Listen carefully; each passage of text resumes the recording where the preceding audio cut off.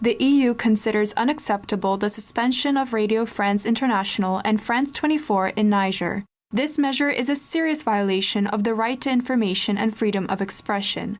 The EU strongly condemns these violations of fundamental freedoms. Yeah, they're strongly condemning Niger. You'd think they'd be actually giving them an award or something. This is really rich. By Brussels' own standards, cracking down on media platforms you don't like is critical to preserving democracy. So why aren't they congratulating Niger for grasping the concept of what the EU did itself when it banned Russian media across the whole bloc? Instead, the EU brass is upset that Niger has banned French state media, Radio France Internationale and France 24, in the wake of the coup, and is crying now about an attack on press freedoms. But here's what EU chief diplomat Joseph Borrell had to say last year in attempting to justify the bloc's blanket top-down ban on Russian media platforms like RT. We are delivering thanks to the ample evidence that we have collected with EU versus disinformation, that we were able to impose restrictive measures on the Kremlin propaganda machinery and effectively ban them from operating within the European Union, to ban them from operating within the European Union.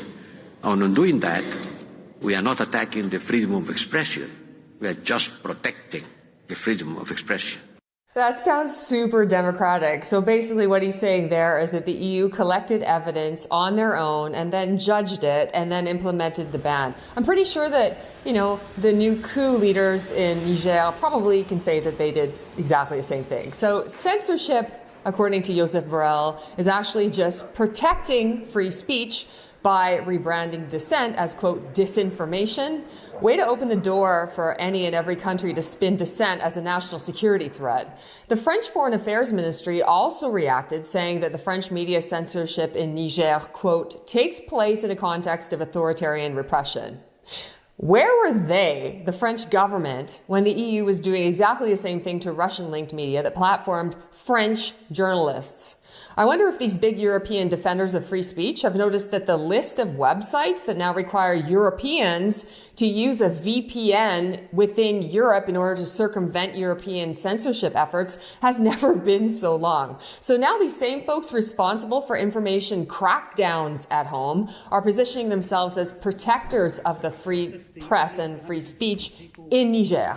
Oh, and speaking of which, later this month, the EU's Orwellian Digital Services Act sounds pretty benign, right? It comes into mandatory effect under the guise of keeping the internet in Europe, quote, safe and accountable. But when Twitter owner Elon Musk pulled Twitter, the platform, from the currently voluntary compliance with EU moderation and content control measures under that act, the bloc's internal market commissioner Thierry Breton tweeted, quote, you can run, but you can't hide, which totally doesn't sound threatening or controlling or the exact opposite of the freedom that the bloc always claims to be defending.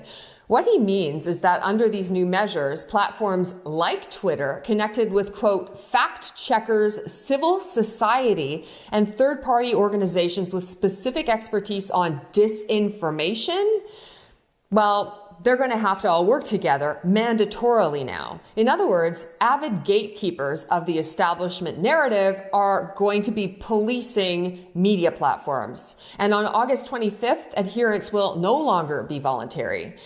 The EU should really consider getting out of the control freak business if it really wants to help free speech, because despite constantly paying lip service to the idea, it's really setting